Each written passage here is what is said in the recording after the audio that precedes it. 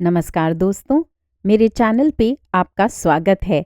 मैं लाती हूँ आपके लिए देश विदेश की हिंदी और उर्दू जगत की कुछ सुनी, कुछ अनसुनी बेहतरीन कहानियाँ अपने अंदाज में और सटीक उच्चारण में। मेरा एक छोटा सा लक्ष्य है 1000 सब्सक्राइबर्स का, तो कृपया मेरे प्रयास में मेरी सहायता करें और मेरे चैनल को सब्सक्राइब ज़रूर करें। साहित्य की सेवा में मेरा प्रोत्साहन बढ़ाएं और मेरे वीडियोस को लाइक ज़रूर करें। आइए सुनते हैं मशहूर उपन्यासकार जो नेस्बो के लिखे जासूसी उपन्यास द बैट का मेरे द्वारा किया हुआ हिंदी अनुवाद एक हसीना का कत्ल, अंक 3, अध्याय 54। बेहतरीन सुनने की शक्ति। टेलीफोन लाउडस्पीकर पर चिड़चिड़ के साथ एक आवाज़ आई। उसका सिग्नल बेस स्टेशन 3 और 4 पर से आ रहा है। योंग ने बोर्ड पर फैले सिडनी के नक्शे की ओर इशारा किया। विभिन्न बेस स्टेशनों के कवरेज के क्षेत्रों को दिखाने के लिए गोले बनाए गए थे जिस पर अंक लिखे थे। पायरमोंट, ग्लीब और बॉलमैन का एक हिस्सा। सत्यानाश! वॉटकिंस ने गाली बकी। बहुत बड़ा क्षेत्र है। समय क्या है? क्या उसने घर पर फोन करने की कोशिश की है? 6 बज रहे हैं, लेबी ने कहा। उसने पिछले 1 घंटे में अपने फ्लैट का नंबर 2 बार मिलाया है। उसे जल्द ही पता चल जाएगा कि कुछ गड़बड़ है, मैकॉर्मिक ने फिर से उठते हुए कहा। हालांकि उसे अभी तक पता नहीं चला है, हैरी ने धीरे से कहा। वह पिछले 2 घंटों से पीछे की दीवार कुर्सी को टिकाकर बैठा हुआ था। मौसम की चेतावनी के बारे में कोई खबर? वॉटकिंस ने पूछा। सिर्फ इतना कि मौसम और खराब होने वाला है, लेबी ने कहा। आज रात तूफानी हवाएं चलेंगी। तूफान पूरी ताकत से चलेगा। मिनट बीतते गए। योंग और कॉफी पीने चला गया। हेलो, ये टेलीफोन का लाउडस्पीकर था। वॉटकिंस उछल पड़ा। हाँ? ग्राहक ने अभी अभी अपना फोन इस्तेमाल किया है। हमारे पास वो बेस स्टेशन 3, 4 और 7 में है। रुको, वॉटकिंस ने नक्शे को देखा। ये थोड़ा सा पायरमोंट और डार्लिंग हार्बर में है ना? सही। उफ, अगर वह 9 और 10 में भी होता तो हम उसे पकड़ लेते। उसने किसे कॉल किया? मैकॉर्मिक ने कहा। हमारे सेंट्रल स्विच बोर्ड को, चिड़चिड़ के साथ आती आवाज ने कहा। उसने पूछा कि उसके घर के नंबर में क्या समस्या है। ओ सत्यानाश! वॉटकिंस चुकंदर की तरह लाल हो गया। वह हाथ से निकला जा रहा है। अब खतरे की घंटी बजा देते हैं। बकवास मत करो, तीखी प्रतिक्रिया आई। कमरे में सन्नाटा छा गया। मेरे शब्दों के चयन के लिए माफी चाहता हूं सर, हैरी ने कहा, लेकिन मेरा सुझाव है कि हम जल्दबाजी में कुछ भी करने से पहले अगले बीप का इंतजार करें। वॉटकिंस ने आंखें फाड़कर हैरी की ओर देखा। होली सही कह रहा है, मैकॉर्मिक ने कहा। बैठ जाओ वॉटकिंस। 1 घंटे से भी कम समय में फोन पर लगा प्रतिबंध हटा दिया जाएगा। इसका मतलब है कि टुवुम्बा को ये पता चलने से पहले कि केवल उसका फोन अभी भी बंद है, हमारे पास एक अधिकतम 2 बीप बचे हैं। जगह के हिसाब से पायरमोंट और डार्लिंग हार्बर बड़े क्षेत्र नहीं हैं, लेकिन हम रात में सिडनी के सबसे अधिक आबादी वाली जगह में से एक के बारे में बात कर रहे हैं। वहां कारों के एक जत्थे को भेजने से सिर्फ गड़बड़ी पैदा होगी, जिसका उपयोग टुवुम्बा भागने के लिए करेगा। हम इंतजार करते हैं। 7:20 पर लाउडस्पीकर पर संदेश आया। बेस स्टेशन 3, 4 और 7 पर एक बीप प्राप्त हुई है। वॉटकिंस झल्लाया। धन्यवाद, हैरी ने माइक्रोफोन को डिस्कनेक्ट करते हुए कहा। वही क्षेत्र, जिसका मतलब है कि वह अब आगे नहीं बढ़ रहा है। तो वह कहाँ हो सकता है? वे नक्शे के चारों ओर जमा हो गए। लेबी ने कहा, शायद वह मुक्केबाजी का अभ्यास कर रहा होगा। अच्छा सुझाव, मैकॉर्मिक ने कहा। क्या इलाके में कोई जिम है? क्या किसी को पता है कि वह आदमी कहाँ ट्रेनिंग करता है? मैं जांच करूंगा सर, योंग ने कहा और चला गया। कोई और सुझाव? इलाका पर्यटकों के आकर्षण से भरा हुआ है जो शाम को खुले रहते हैं। लेबी ने कहा, शायद वह चीनी गार्डन में हो। वह इस मौसम में घर के अंदर ही रहेगा, मैकॉर्मिक ने कहा। योंग ने अपना सिर हिलाते हुए जवाब दिया, मैंने उसके ट्रेनर को फ़ोन किया, वो कुछ नहीं बता रहा था, इसलिए मुझे कहना पड़ा कि मैं पुलिस वाला हूँ। टुवुम्बा का जिम बॉन्डी जंक्शन में है। बढ़िया, वॉटकिंस ने कहा। क्या लगता है कि ट्रेनर को टुवुम्बा के मोबाइल फ़ोन पर फ़ोन करके ये पूछने में कितना समय लगेगा कि पुलिस उसके बारे में पूछताछ कर रही है? ये बहुत ज़रूरी है, हैरी ने कहा। मैं टुवुम्बा को फ़ोन करता हूँ। उससे पूछने के लिए कि वह कहाँ है? वॉटकिंस ने पूछा।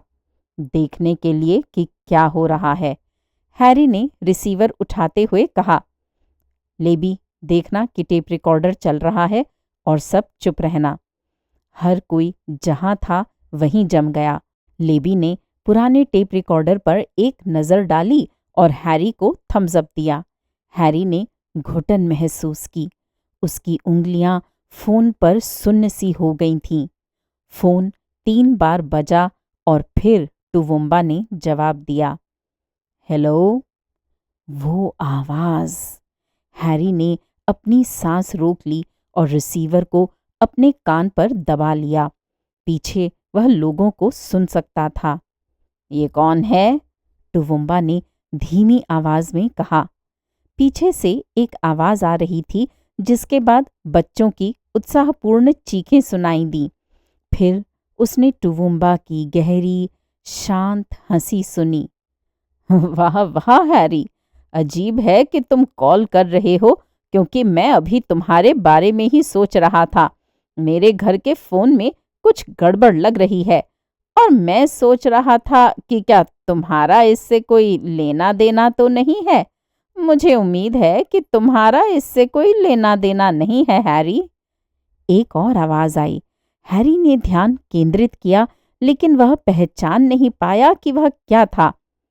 जब तुम जवाब नहीं देते हो तो ये मुझे परेशान करता है, हैरी, बहुत परेशान। मुझे नहीं पता कि तुम क्या चाहते हो, लेकिन शायद मुझे ये फ़ोन बंद कर देना चाहिए। क्या बस इतना ही, हैरी? क्या तुम मुझे ढूंढने की कोशिश कर रहे हो? वह आवाज। सर्वनाश! हैरी चिल्लाया। उसने फ़ोन रख दिया। वह कुर्सी पर गिर पड़ा। टुवुम्बा जानता था कि ये मैं हूं। वो कैसे जान गया? टेप को फिर से चलाओ, मैककॉर्मिक ने कहा, और मार्गोएस को ढूंढ के लाओ। जब वे टेप चला रहे थे तो योंग कमरे से बाहर की ओर भागा। हैरी खुद को रोक नहीं सका। जब उसने स्पीकर पर फिर से टुवुम्बा की आवाज सुनी तो उसकी गर्दन के पीछे के बाल खड़े हो गए। ये निश्चित रूप से ऐसी जगह है जहां बहुत से लोग हैं, वॉटकिंस ने कहा। ये धमाका क्या है? सुनो, बच्चे, क्या ये मेला है? इसे फिर से चलाओ, मैककॉर्मिक ने कहा। ये कौन है? टुवुम्बा ने दोहराया। उसके बाद एक तेज आवाज और बच्चों की चीखें सुनाई दी। ये क्या? वॉटकिंस ने बोलना शुरू किया। ये बहुत तेज छपाक की आवाज है। दरवाजे से एक आवाज आई। वे मुड़े। हैरी ने काले घुंघराले बालों वाला एक छोटा भूरा सिर, छोटी मूछें और छोटा लेकिन मोटा चश्मा देखा, जो एक बड़े शरीर से जुड़ा हुआ था, जो ऐसा लग रहा था जैसे कि उसे साइकिल के एक पंप से फुलाया गया है और जो किसी भी क्षण फट सकता है। हेसूस मार्गोएस, फोर्स में सबसे अच्छे कान वाला, मैककॉर्मिक ने कहा, और ये अंधा भी नहीं है। बस लगभग अंधा है। मार्गोएस अपना चश्मा सीधा करते हुए बुदबुदाया। ये क्या है तुम्हारे पास? लेबी ने फिर से टेप चलाया। मार्गोएस ने आंखें बंद करके सुना। घर के अंदर ईंट की दीवारें और कांच, किसी भी तरह की कोई दबी हुई आवाज नहीं, कोई कालीन या पर्दा नहीं। लोग, दोनों लिंगों के युवा लोग, शायद कई युवा परिवार। आप ये सब कुछ शोर सुनकर कैसे जान सकते हैं? वॉटकिंस ने संदेह से पूछा। मार्गवेज ने आह भरी। ये स्पष्ट रूप से पहली बार नहीं था जब वह संदेहियों से मिला था। क्या आप समझ सकते हैं कि कान कितने शानदार उपकरण हैं? उसने कहा। वे 10 लाख अलग अलग प्रकार दबाव के बीच में अंतर कर सकते हैं। 10 लाख! और एक ही ध्वनि में दसियों अलग अलग आवृत्तियां और तत्व शामिल हो सकते हैं। इससे आपको 1 करोड़ का विकल्प मिलता है। एक औसत शब्दकोश में केवल लगभग 1 लाख मूल शब्द होते हैं। 1 करोड़ का विकल्प, बाकी प्रशिक्षण है। पीछे वह कौन सी आवाज है जिसे हम पूरे समय सुन सकते हैं? हैरी ने पूछा। 100 और 120 हर्ट्ज के बीच की आवाज? कहना मुश्किल है।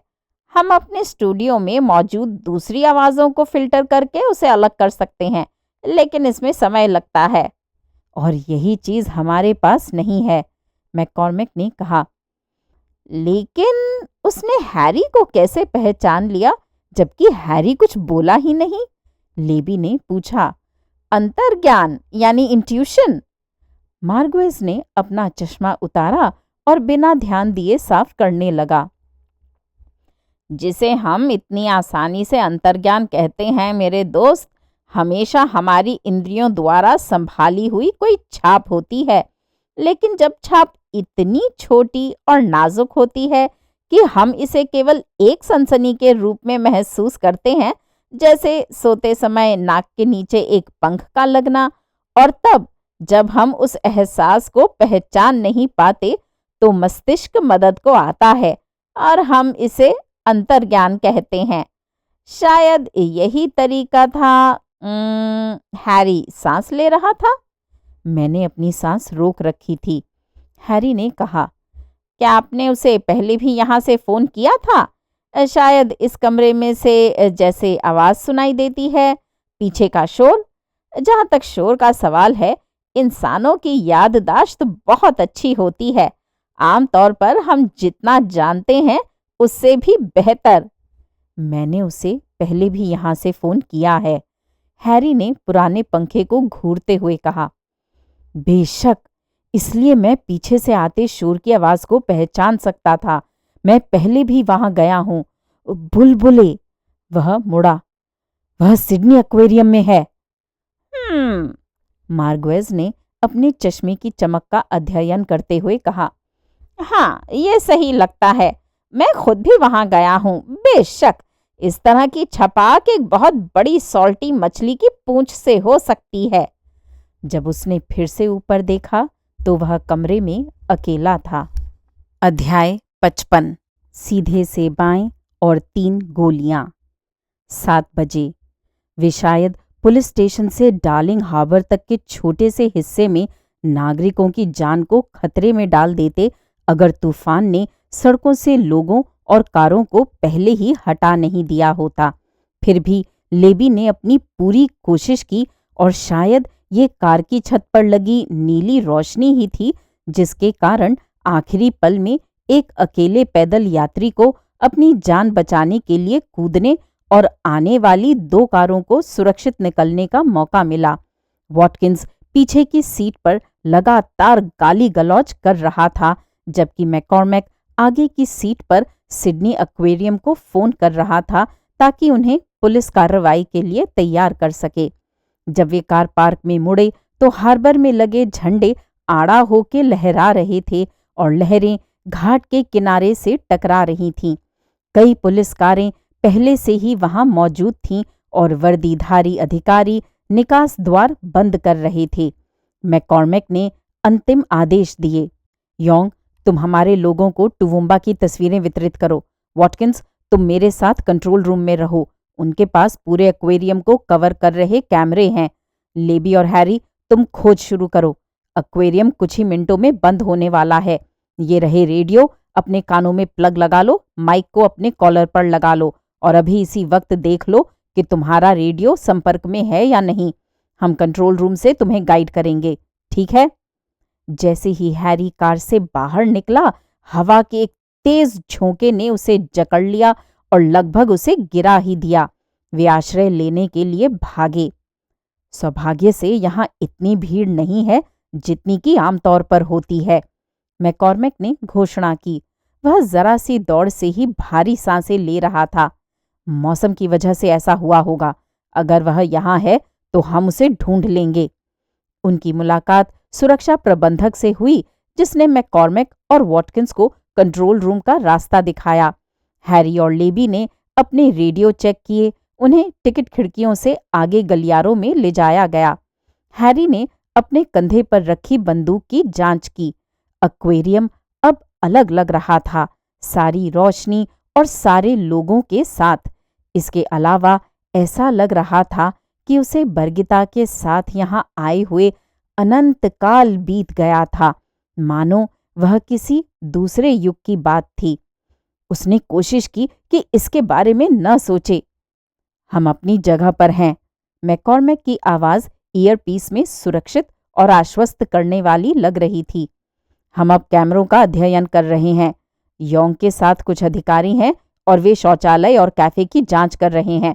वैसे हम आपको देख सकते हैं। चलते रहिए। एक्वेरियम के गलियारे लोगों को एक घेरे में वापस उसी जगह ले गए जहां से उन्होंने चलना शुरू किया था। हैरी और लेबी गलियारे में उल्टी दिशा में चल रहे थे, इसलिए सभी चेहरे उन्हें सामने से आते दिख रहे थे। हैरी का दिल जोर से धड़क रहा था। उसका मुंह सूख रहा था और हथेलियां गीली थीं। उनके चारों ओर विदेशी भाषाओं की गूंज थी और हैरी को ऐसा लग रहा था जैसे वह विभिन्न राष्ट्रीयताओं, रंगों और परिधानों के भंवर में तैर रहा हो। वे पानी के नीचे की सुरंग से गुजरे जहां उसने और बरगिता ने रात बिताई थी, जहां अब बच्चे अपनी नाक शीशे से चिपकाए खड़े थे और समुद्री अंडरवर्ल्ड को अपने रोजमर्रा के कामों को बिना किसी रुकावट के करते हुए देख रहे थे। ये जगह मुझे खौफनाक लग रही है, लेबी ने फुसफुसाया। वह अपने जैकेट के अंदर हाथ डालकर चल रहा था। बस मुझसे वादा करो कि तुम यहाँ गोली नहीं चलाओगे, हैरी ने कहा। मैं सिडनी हार्बर की आधी आबादी और 1 दर्जन शार्क्स को अपने ऊपर चढ़े हुए नहीं चाहता, ठीक है? कोई चिंता नहीं, लेबी ने जवाब दिया। वे एक्वेरियम के दूसरी तरफ पहुंच गए, जो लगभग सुनसान था। हैरी के मुंह से गाली निकली। वे 7 बजे टिकट कार्यालय बंद कर देते हैं, लेबी ने कहा। अब जो लोग अभी भी यहाँ हैं, उन्हें बाहर निकालना होगा। मैकॉर्मिक ने उनको संपर्क किया। लड़कों, मुझे डर है कि लगता है कि पंछी उड़ गया है। बेहतर होगा कि तुम वापस कंट्रोल रूम में आ जाओ। यहाँ रुको, हैरी ने लेबी से कहा। टिकट बूथ की खिड़की के बाहर एक जाना पहचाना चेहरा था। उसने वर्दी पहन रखी थी और हैरी ने उसे पकड़ लिया। हाय बेन, क्या तुम्हें मैं याद हूं? मैं बरगिता के साथ यहाँ आया था। बेन ने मुड़कर बिखरे सुनहरे बालों को देखा। हाँ, मुझे याद है, उसने कहा। हैरी है ना? हाँ हाँ, तो तुम वापस आ गए हो। ज्यादातर लोग वापस आते हैं। बरगिता कैसी है? हैरी ने थूक निगला। सुनो बेन, मैं एक पुलिस अधिकारी हूँ। जैसा कि तुमने शायद अब तक सुन लिया होगा, हम एक बहुत ही खतरनाक आदमी की तलाश में हैं। हम उसे अभी तक नहीं ढूंढ सके हैं, लेकिन मुझे लगता है कि वह अभी भी यहाँ है। इस जगह को तुमसे बेहतर कोई नहीं जानता। क्या कोई ऐसी जगह है जहां वह छिपा हो सकता है? बेन का चेहरा गहरी सोचने की मुद्रा की सिलवटों में लिपटा हुआ था। देखो, उसने कहा, क्या तुम्हें पता है कि मटिल्डा कहाँ है, हमारी सॉल्टी? हाँ, फिडलर रे नामक चालाक छोटे से कमीने और बड़े समुद्री कछुए के बीच, जिसे खैर अब हमने कहीं और भेज दिया है, और हम एक पूल बनाने जा रहे हैं ताकि हम कुछ ताज़ी मछलियों को। मुझे पता है कि वह कहाँ है, ये जरूरी है बेन। ठीक, अगर आप फिट हैं और बहुत ज्यादा घबराते नहीं हैं, तो आप कोने में प्लेक्सीग्लास के ऊपर से कूद सकते हैं, जहां मगरमच्छ है। वह अपना ज्यादातर समय पूल में आधा सोता हुआ बिताता है। कोने से ये 5 या 6 कदम की दूरी पर है, जिस दरवाजे का इस्तेमाल हम मटिल्डा को नहलाने और खिलाने के लिए करते हैं। लेकिन आपको फुर्ती से काम करना होगा, क्योंकि सॉल्टी बहुत तेज होता है। ये पूरे 2 टन का वजन लेकर आप पर गिर पड़ता है, इससे पहले कि आपको मालूम पड़े कि हुआ क्या है। हम एक बार क्या करने जा रहे थे कि धन्यवाद बेन। हैरी भागा और सब लोग एक तरफ हो गए। उसने अपना कॉलर मोड़ा और माइक में बोला, मैकॉर्मिक, होली, मैं मगरमच्छ के बाड़े के पीछे जांच करने जा रहा हूं। उसने लेबी का हाथ पकड़ा और उसे घसीटते हुए ले गया। आखिरी मौका, उसने कहा। जब हैरी मगरमच्छ के पास रुका और दौड़ लगाने के लिए पीछे हुआ तो लेबी की आंखें घबराहट से बड़ी हो गईं। मेरे पीछे आओ, प्लेक्सीग्लास की दीवार पर से कूदते हुए हैरी ने कहा और खुद को उसके ऊपर से झुलाते हुए दूसरी तरफ कूद गया।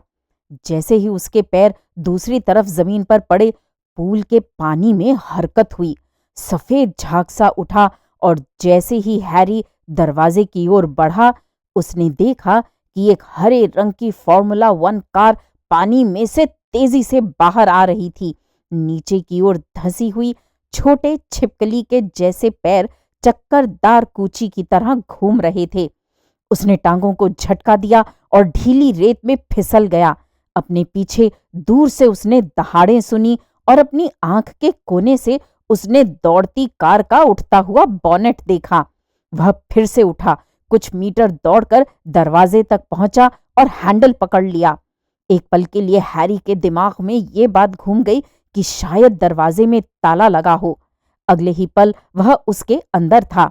जुरासिक पार्क का एक दृश्य उसके दिमाग में घूम गया और उसने दरवाजे की कुंडी लगा दी।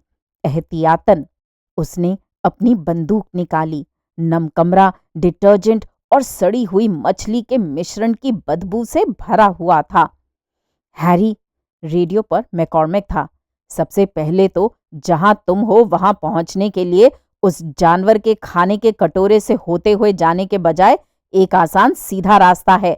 दूसरी बात, जब तक लेबी वापस ना आ जाए तब तक वहीं रहो, अच्छी तरह और शांति से। सुन नहीं पा रहा हूं, बुरा रिसेप्शन सर, हैरी ने माइक पर नाखून फेरते हुए कहा। मैं आके जा रहा हूं। उसने कमरे के दूसरे छोर पर दरवाजा खोला और एक टावर में पहुंचा जिसके बीच में एक घुमावदार सीढ़ी थी। हैरी ने अनुमान लगाया कि सीढ़ियां पानी के नीचे सुरंगों की ओर जाती हैं और उसने ऊपर जाने का फैसला किया। अगली लैंडिंग पर एक और दरवाजा था। उसने सीढ़ियों के ऊपर झांका, लेकिन लगा वहां और कोई दरवाजा नहीं होगा। उसने हैंडल घुमाया और अपने बाएं हाथ से दरवाजा सावधानी से खोला, जबकि बंदूक को अपने आगे की ओर रखे रहा। अंदर रात जैसा घुप अंधेरा था और सड़ी हुई मछलियों की बदबू बहुत ज्यादा थी। उसने हैंडल घुमाया और अपने बाएं हाथ से सावधानी से दरवाजा खोला, जबकि बंदूक को आगे की ओर ध्यान से तान के रखा। हैरी को दरवाजे के अंदर दीवार पर एक लाइट स्विच मिला, जिसे उसने अपने बाएं हाथ से चलाया, लेकिन वह काम नहीं कर रही थी। उसने दरवाजे को छोड़ दिया और 2 कदम आगे बढ़ा। उसके पैरों के नीचे चरमराहट हुई। हैरी ने अनुमान लगाया कि वह क्या होगा और चुपचाप दरवाजे की ओर पीछे हट गया। किसी ने छत का बल्ब तोड़ दिया था। उसने अपनी सांस रोकी और सुनने लगा। क्या कमरे में कोई और भी था? एक वेंटिलेटर गड़गड़ाया। हैरी वापस लैंडिंग पर चला गया। मैकॉर्मिक, उसने माइक में फुसफुसाया, मुझे लगता है कि मैंने उसे पा लिया है। सुनो, मुझ पर एक एहसान करो और उसके मोबाइल फोन पर कॉल लगाओ। हैरी, होली, तुम कहाँ हो? अभी के अभी सर। सर, कृपया करके। हैरी, इसे व्यक्तिगत प्रतिशोध मत बनाओ। ये आज बहुत गर्मी है सर, क्या आप मेरी मदद करेंगे या नहीं? हैरी ने मैकॉर्मिक की भारी सांसें सुनी। ठीक है, मैं अभी फोन करता हूं। हैरी ने अपने पैर से दरवाजा खोला और पैर को दरवाजे में अड़ा के खड़ा हो गया। अपनी बंदूक को दोनों हाथों से अपने सामने पकड़े हुए फोन बजने का इंतजार करने लगा। समय एक ऐसे बूंद की तरह लग रहा था जो कभी नहीं गिरेगी। शायद 2 सेकंड बीत गए, एक भी आवाज नहीं। वह यहाँ नहीं है, हैरी ने सोचा। फिर एक साथ 3 चीजें हुईं। पहली ये कि मैकॉर्मिक ने बात करना शुरू कर दिया। उसने फोन बंद कर दिया है। दूसरी ये कि हैरी को एहसास हुआ कि वह भागते हुए जंगली जानवर की परछाई जैसा दिखता दरवाजे के सामने खड़ा है। तीसरी ये कि हैरी की दुनिया सितारों की बौछार में फट पड़ी और उसकी आंखों में लाल धब्बे तैरने लगे। हैरी को निम्बिन की यात्रा के दौरान एंड्रू के मुक्केबाजी के पाठों के कुछ अंश याद आए, जैसे कि एक पेशेवर मुक्केबाज द्वारा दिया हुआ हुक आमतौर पर एक अप्रशिक्षित व्यक्ति को बेहोश करने के लिए पर्याप्त होता है।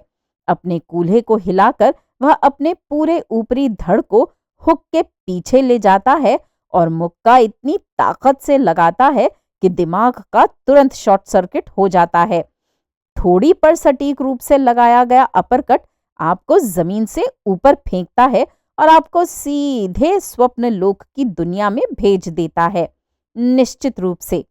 साथ ही दाएं हाथ के मुक्केबाज द्वारा दिया गया एकदम सीधा दाहिना मुक्का आपके सीधे खड़े होने की संभावना को कम कर देता है। और सबसे महत्वपूर्ण बात, यदि आप मुक्के को आते हुए नहीं देखते हैं तो शरीर प्रतिक्रिया नहीं करता है और परे नहीं हटता है। सिर की थोड़ी सी हरकत मुक्के के प्रभाव को काफी हद तक कम कर सकती है। एक मुक्केबाज के लिए ये अंतिम प्रहार को देखना बहुत दुर्लभ है जो उसे बेहोश कर देता है। इसलिए हैरी के बेहोश न होने का एकमात्र कारण ये रहा होगा कि अंधेरे में वह आदमी हैरी के बाईं ओर खड़ा था। चूंकि हैरी दरवाजे पर खड़ा था, इसलिए वह उसे बगल से कनपटी पर नहीं मार सकता था, जो कि एंड्रू के अनुसार किसी भी हालत में काफी होता। वह कोई असरदार हुक या अपरकट नहीं मार सकता था क्योंकि हैरी ने बंदूक को सामने रखते हुए अपनी बाहें ऊपर उठाई हुई थीं। न ही सामने से दाएं हाथ का मुक्का, क्योंकि इसका मतलब बंदूक के सामने खड़ा होना होता।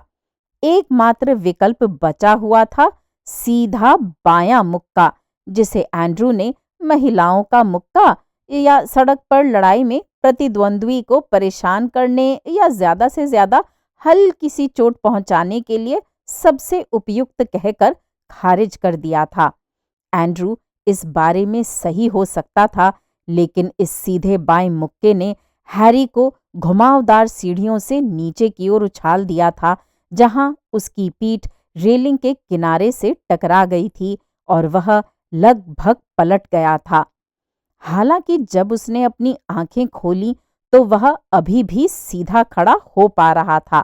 कमरे के दूसरे छोर पर एक दरवाजा खुला हुआ था, जिसके जरिए उसे पूरा यकीन था कि टुवुम्बा भाग गया है, लेकिन उसे एक खनकती हुई आवाज भी सुनाई दे रही थी, जिससे उसे पूरा यकीन था कि ये उसकी बंदूक थी जो धातु की सीढ़ियों से नीचे लुढ़क रही थी।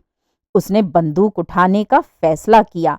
सीढ़ियों से नीचे आत्मघाती छलांग लगाते हुए हैरी की बाहें और घुटने छिल गए, लेकिन उसने बंदूक को ठीक उस समय पकड़ लिया जब वो किनारे से उछलकर शाफ्ट के नीचे 20 मीटर नीचे गिरने वाली थी।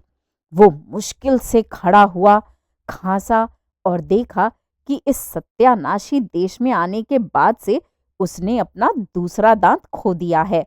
वह खड़ा हुआ और लगभग तुरंत ही बेहोश हो गया। हैरी! कोई उसके कान में चिल्लाया। सामने के दरवाजे पर अपनी नजर साधी, कमरे के दूसरे छोर पर दरवाजा देखा, उससे आधा टकराया और लड़खड़ाते हुए शाम के अंधेरे में बाहर निकल गया, इस एहसास के साथ कि उसका कंधा जोर से हट गया है। टुवुम्बा! वह हवा में चिल्लाया। उसने चारों ओर देखा। उसके सामने शहर बिछा पड़ा था और उसके पीछे पायमोंट ब्रिज था। वह एक्वेरियम की छत पर खड़ा था और आपातकालीन के लिए बनी सीढ़ियों की सबसे ऊपर की सीढ़ी को तेज हवा के चलते कसके पकड़े हुए था। बंदरगाह का पानी सफेद झाग में बदल चुका था और वह हवा में नमक का स्वाद चख सकता था। उसके नीचे उसने आपातकाल के लिए बनी सीढ़ियों से नीचे जाते हुए एक काले रंग की आकृति देखी। आकृति एक पल के लिए रुकी और चारों ओर देखा।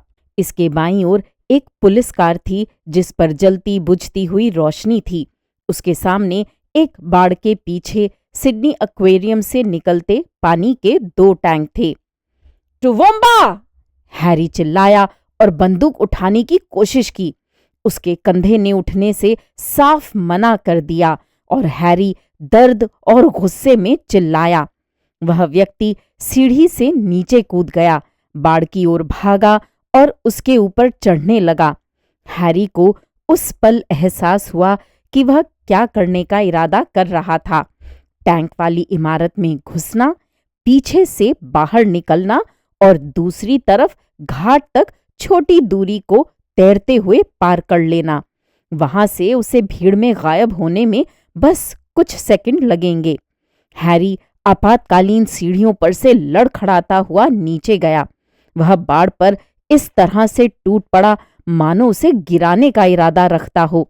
एक हाथ से खुद को झुला के वह उस तरफ सीमेंट पर जोर से गिरा। हैरी, रिपोर्ट करो। उसने अपने कान से प्लग निकाला और इमारत की ओर लपका। दरवाजा खुला हुआ था। हैरी भागा और घुटनों के बल गिर पड़ा। उसके सामने अर्धगोलाकार छत के नीचे टैंक के ऊपर एक स्टील केबल से लटकी रोशनी में नहाया हुआ सिडनी हार्बर का एक सब तरफ से बंद हिस्सा था। एक पतली पॉन्टून टैंक के बीच से होकर गुजरी और उसके आगे काफी दूर टुवोम्बा था। उसने काले रंग का ऊंचे गले का स्वेटर और काली पतलून पहनी हुई थी और एक पतली बल खाती पॉन्टून जितनी इजाजत दे सकती थी वो आराम से और सजीले ढंग से भाग रहा था। टुवोम्बा! हैरी ने तीसरी बार चिल्लाया। मैं गोली चलाने जा रहा हूं। हैरी आगे की ओर झुका, इसलिए नहीं कि वह सीधा खड़ा नहीं हो सकता था, बल्कि इसलिए कि वह अपनी बाह नहीं उठा सकता था। उसने काले रंग की आकृति को अपने निशाने पे लिया और ट्रिगर दबा दिया। पहली गोली टुवोम्बा के सामने एक छोटे से छपाक के साथ पड़ी जो पूरी सहजता से भागता हुआ लग रहा था। हैरी ने थोड़ा दाईं ओर निशाना साधा। टुवोम्बा के पीछे एक छपाक हुआ। अब दूरी लगभग 100 मीटर थी। हैरी के मन में एक बेतुका विचार आया। ये ओकलैंड के हॉल के अंदर शूटिंग अभ्यास की तरह था। छत पे रोशनी, दीवारों के बीच प्रतिध्वनि, ट्रिगर उंगली में धड़कन और गहन ध्यान की एकाग्रता। ओकलैंड में शूटिंग रेंज पर प्रशिक्षण की तरह। हैरी ने सोचा और तीसरी बार गोली चलाई। टुवोम्बा सिर के बल गिर गया। हैरी ने बाद में अपने बयान में कहा कि उसे लगा कि गोली टुवोम्बा की बाईं जांघ में लगी है और इसलिए इस कारण से उसका मरना मुश्किल था। हालांकि हर कोई जानता था कि ये एक बेबुनियाद अनुमान से अधिक कुछ नहीं था, क्योंकि उसने 100 मीटर दूर से गोली चलाई थी। हैरी अपनी मर्जी से कुछ भी कह सकता था और कोई भी इसके विपरीत कुछ भी साबित नहीं कर सकता था, चूंकि पोस्टमार्टम करने के लिए कोई शव बचा ही नहीं था। हैरी जब पॉन्टून पर आगे बढ़ा तो टुवोम्बा पानी में आधा डूबा हुआ चिल्ला रहा था। हैरी को चक्कर और मिचली आ रही थी और सब कुछ धुंधला होने लगा था। पानी, छत पर लगी लाइटें और एक से दूसरी तरफ झूलती पॉन्टून। जब हैरी भागा तो उसे एंड्रू के शब्द याद आए कि प्यार मौत से बड़ा रहस्य है, और उसे पुरानी कहानी याद आ गई। उसके कानों में खून उतर आया, लहरों में, और हैरी युवा योद्धा वाला था और टुवोम्बा सांप बब्बर था जिसने उसकी प्यारी मूरा की जान ले ली थी, और अब बब्बर को मारना लाजमी था, प्यार से। बाद में मैकॉर्मिक ने अपने बयान में कहा कि वह ये नहीं बता सकते थे कि गोलियों की आवाज सुनने के बाद हैरी होली ने अपने माइक में क्या चिल्लाया था। हमने उसे दौड़ते हुए और कुछ चिल्लाते हुए सुना, शायद नॉर्वेजियन में। यहाँ तक कि हैरी भी ये नहीं बता पाया कि वो क्या चिल्लाया था। जीवन मृत्यु की दौड़ में हैरी ने पॉन्टून पर दौड़ लगाई। टुवुम्बा का शरीर झटके खा रहा था, झटके जिससे पूरा पॉन्टून हिल रहा था। पहले तो हैरी को लगा कि कोई चीज उससे टकरा गई है, लेकिन फिर उसे एहसास हुआ कि उसके शिकार पर कोई और नजरें गड़ाए है। ये ग्रेट व्हाइट थी। उसने पानी से अपना सफेद सर निकाला और अपने जबड़े खोले। ऐसा लग रहा था जैसे सब कुछ धीमी गति में हो रहा था। हैरी को यकीन था कि ये टुवुम्बा को ले जाएगी, लेकिन वह ठीक से पकड़ नहीं बना पाई और चिल्लाते हुए शरीर को पानी में और आगे खींचने में ही सफल रही, लेकिन उसे फिर से गोता लगाना पड़ा। बगैर हाथों के, हैरी ने सोचा। बहुत समय पहले एंडल्सनेस में अपनी दादी के साथ एक जन्मदिन को याद करते हुए जब वे एप्पल बॉबिंग कर रहे थे, पानी के टब से अपने मुंह से सेब पकड़ने की कोशिश कर रहे थे, तो उसकी माँ इतना हंसी थी कि उसे बाद में सोफे पर लेटना पड़ा था। 30 मीटर जाना था। उसने सोचा कि वह ये दूरी तय कर पाएगा, लेकिन शार्क फिर वापस आ गई। वह इतनी करीब थी कि हैरी ने उसे अपनी ठंडी आंखें घुमाते हुए देखा, जैसे परमानंद में हो, और अपनी विजय को अपने दांतों की दोहरी पंक्ति दिखा के जता रही हो। इस बार वह एक पैर को पकड़ने में कामयाब रही और अपने सिर को एक तरफ से दूसरी तरफ झटकने लगी। पानी स्प्रे के जेट जैसा ऊपर को फूटा। टुवुम्बा एक बिना हाथ और पैर की गुड़िया की तरह हवा में उछाल दिया गया और उसकी चीखें बीच में ही रुक गईं। हैरी पहुंचा। तुम खूनी राक्षस, वह मेरा है! वह आंसू बहाते हुए चिल्लाया, अपनी बंदूक को तानते हुए, और एक ही झटके में मैगजीन को पूल में खाली कर दिया।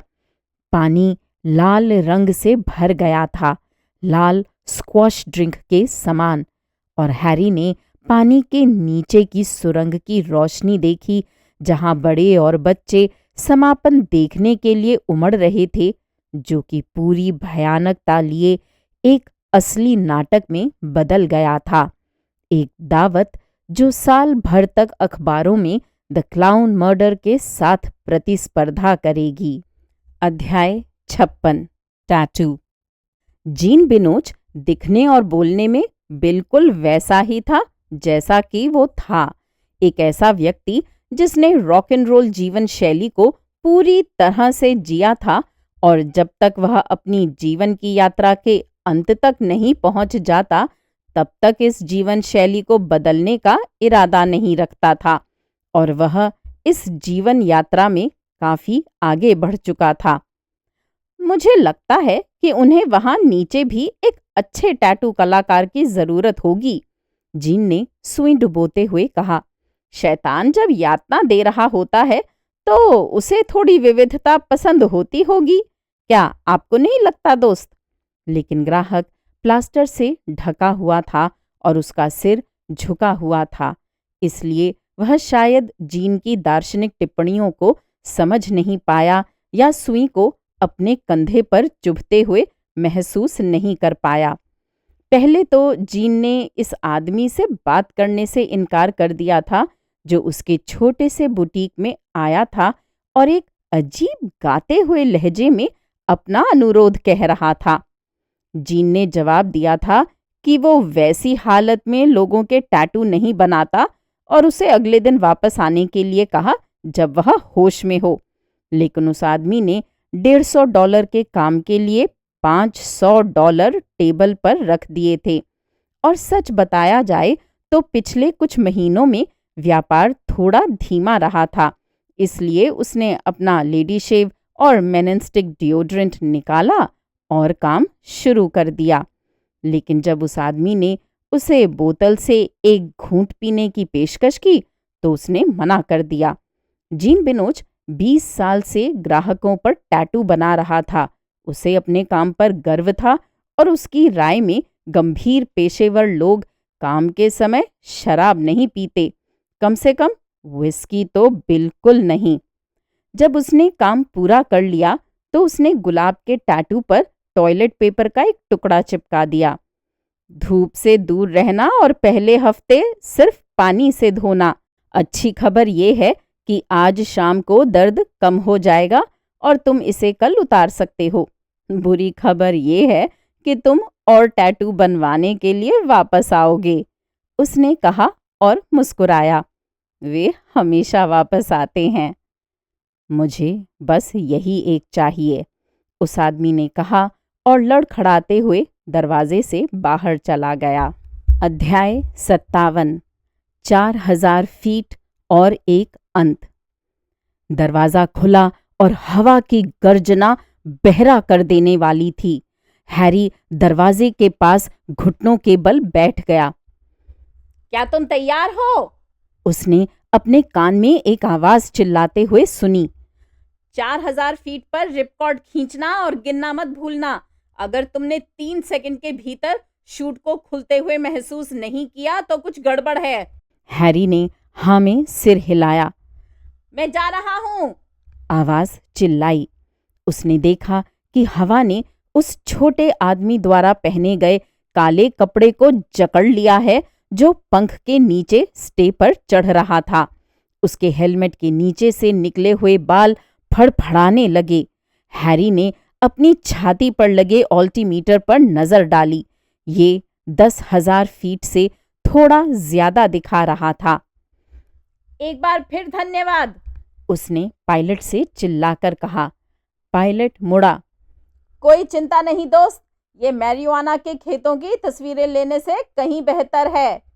हैरी ने अपना दाहिना पैर बाहर निकाला। ऐसा लगा जैसे कि जब वह छोटा था और वे एंडेल्सनेस में एक और गर्मी की छुट्टी मनाने के लिए गुड ब्रांड्सडेलन घाटी में गाड़ी चला रहे थे और उसने बाजू की खिड़की खोली और उड़ने के लिए अपना हाथ बाहर निकाला। उसे याद आया कि हवा ने कैसे उसका हाथ पकड़ लिया था जब उसने हथेली ऊपर की थी। विमान के बाहर हवा असाधारण थी और हैरी को स्टे पर आने के लिए अपना पैर जोर से आगे को धकेलना पड़ा था। उसने मन ही मन गिनती की जैसा कि जोसेफ ने उसे बताया था। दायां पैर, बायां हाथ, दायां हाथ, बायां पैर। वह जोसेफ के बगल में खड़ा था।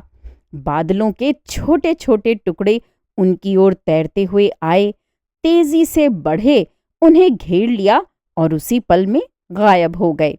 उनके नीचे हरे, पीले और भूरे रंग के विभिन्न रंगों की पैबंद रजाई बिछी हुई थी। होटल चेक, जोसेफ उसके कान में चिल्लाया।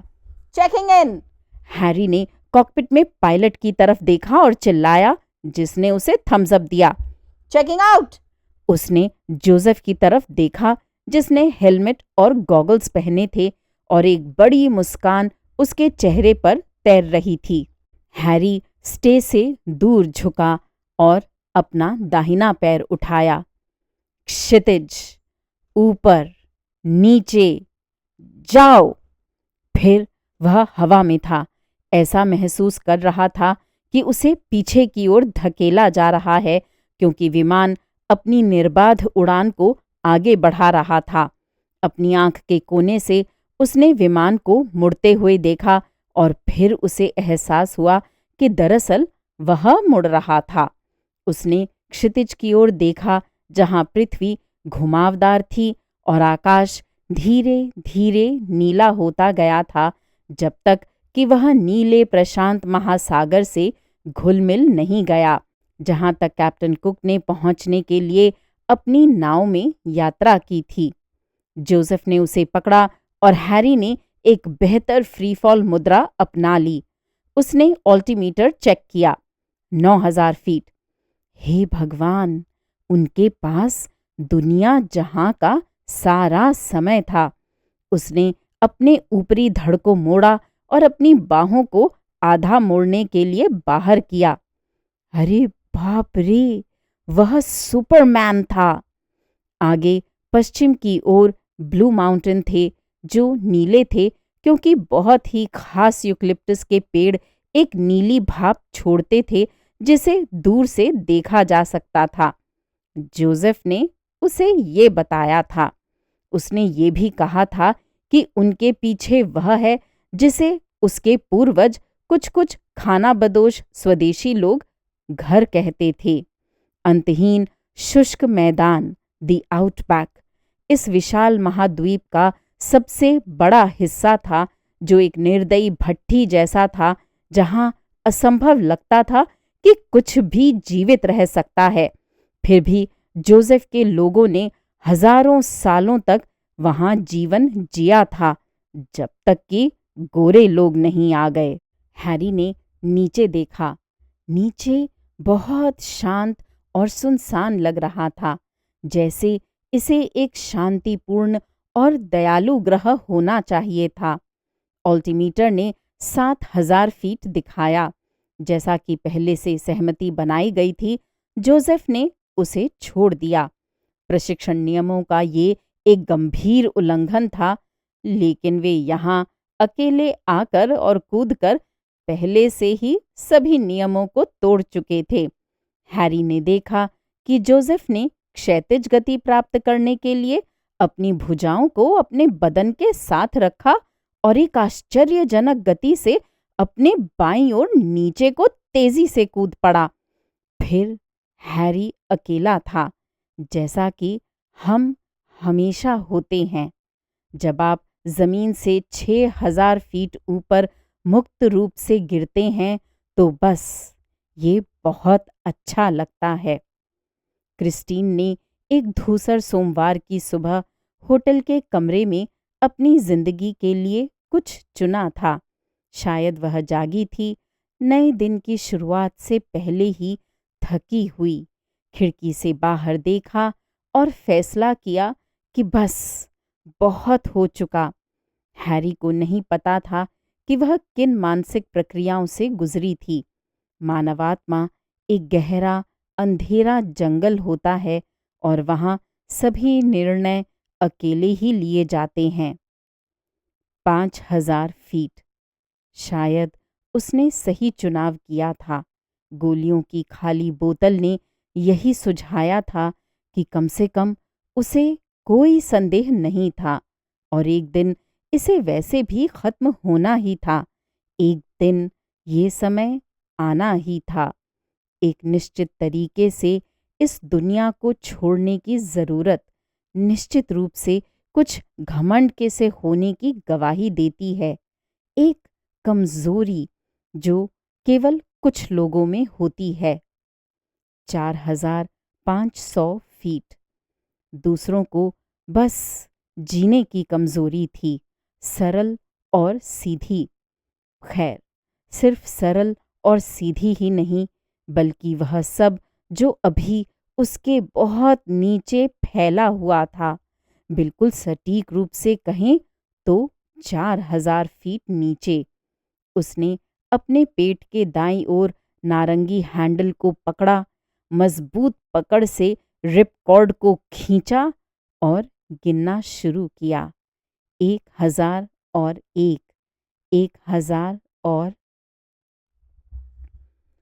श्रोताओं, अभी आप सुन रहे थे प्रसिद्ध जासूसी उपन्यासकार जो नेस्बो के लिखे जासूसी उपन्यास द बैट का मेरे द्वारा किया हुआ हिंदी अनुवाद एक हसीना का कत्ल के आखिरी अध्याय।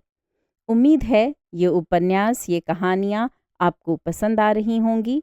मेरे चैनल पर आने के लिए और इन कहानियों को सुनने के लिए धन्यवाद।